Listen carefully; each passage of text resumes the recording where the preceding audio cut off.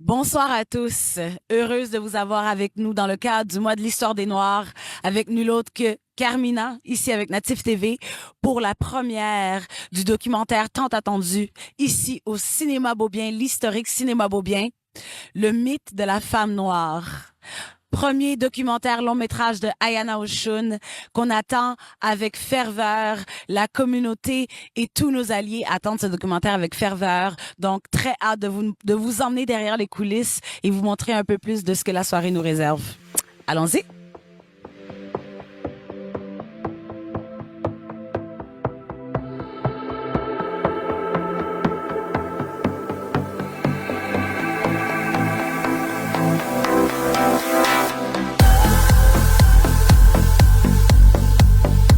Alors, on est vraiment très heureux. Vous allez vraiment découvrir un grand film québécois.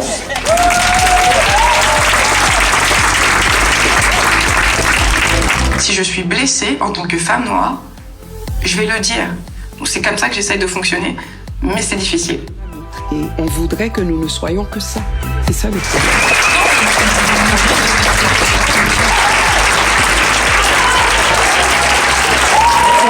Je m'appelle Nancy Buisson. Je suis la directrice de programmation de Natif TV.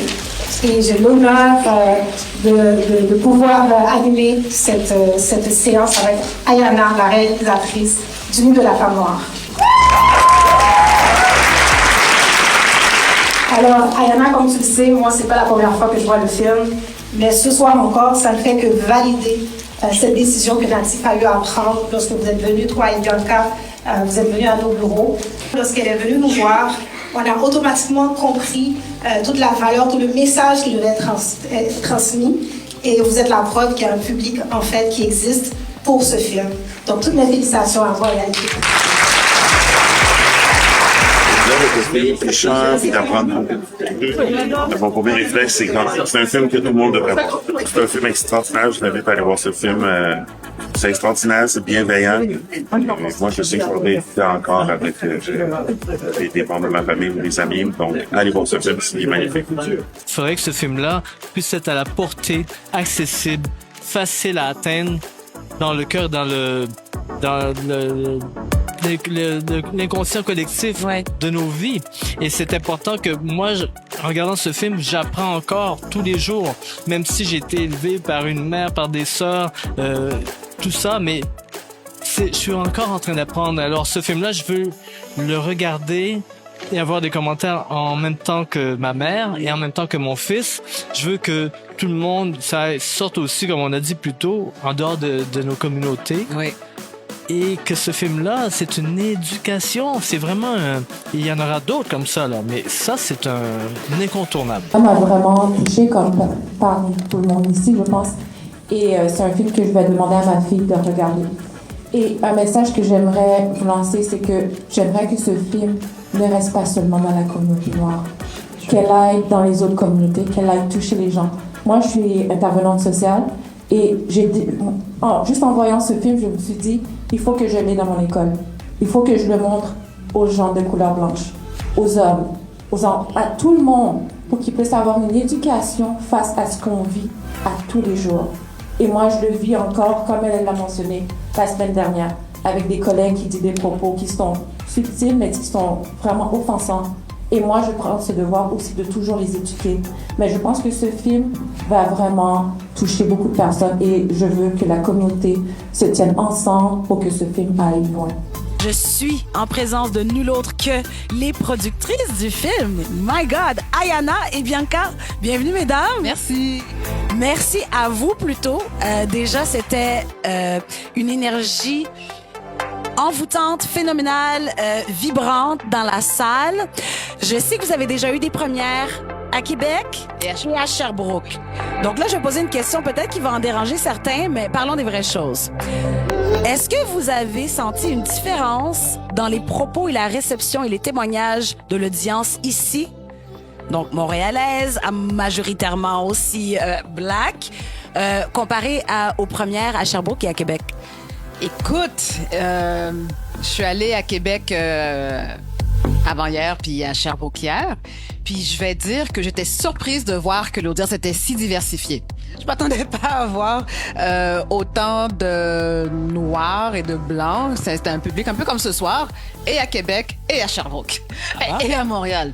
Donc tout ça pour dire que cette question de diversité qui est juste montréalaise, c'est pas ça que j'ai observé en allant au Clap à Québec, à la Maison du cinéma à Sherbrooke. Et les commentaires venaient des deux côtés, blancs, noirs, hommes, femmes, peu importe, autochtones et tout ça, et latinos, ça n'avait pas d'importance. Les gens avaient des choses à dire par rapport au film, avaient connecté à différents niveaux. Puis j'ai adoré échanger avec eux dans les 3 villes. Ah, super. Parlons des femmes qu'elles retrouvent justement à la fin. J'étais curieuse. Et bien sûr, sans bias. Mais, bien sûr, c'est le mythe de la femme noire. Et à la fin, justement, on se retrouve avec des femmes de toute nationalité. Pourquoi? Ben, oui. Elles sont de toutes les nationalités, mais elles sont toutes des femmes noires. Puis pour moi, c'était important que de montrer, parce que dans tout le film, on a vu toutes ces protagonistes parler. Il y a une partie du film qui traite de colorisme. Puis pour moi, à la fin du film, c'était important qu'on voit toute une série de kaléidoscopes de femmes noires. Donc, il y en a qui ont la peau plus claire, il y en a qui ont la peau plus foncée, il y en a qui sont plus enveloppées, il y en a qui sont plus minces. Donc, pour moi, c'était important de montrer ça à chaque aspect du film. Puis même les protagonistes du film, c'est pareil. C'est-à-dire qu'il y en a de toutes les teintes, de toutes les formes, de tous les âges, de toutes les textures de cheveux. Puis même si le film s'appelle Le mythe de la femme noire, moi ce que je voulais c'est briser le mythe, parce que c'est pas vrai qu'on a un tout monolithique, on est diverses. Oui.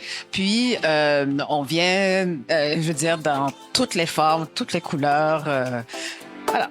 Moi, c'est la raison pour laquelle il y a autant de couleurs à la fin du film. Ce sont toutes des femmes noires et qui s'identifient en noir également.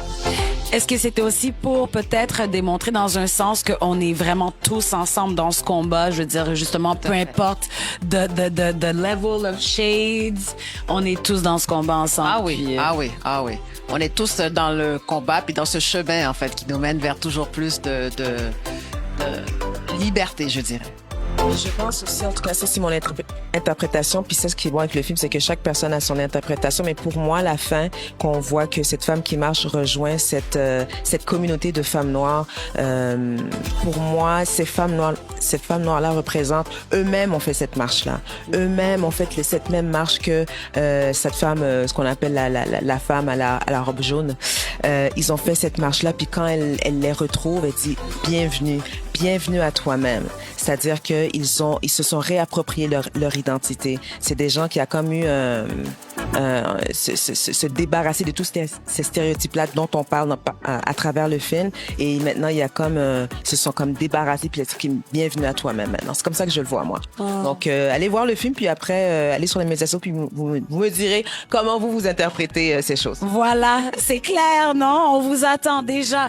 Mesdames, merci infiniment. On vous souhaite tout le succès. Donc, meilleur succès et puis on a vraiment hâte de voir vos projets à venir. Merci Carmina. Merci.